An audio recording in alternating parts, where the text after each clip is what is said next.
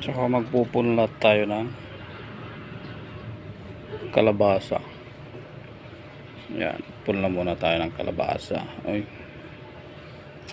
punlat tayo ng kalabasa. Yan.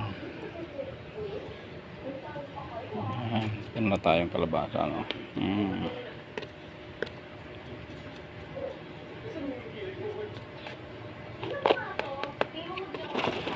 Kalabasa. Tapos dito sa kabila yung katubuan din natin, alokbate. Yan, alokbate dito. Yan, alokbate.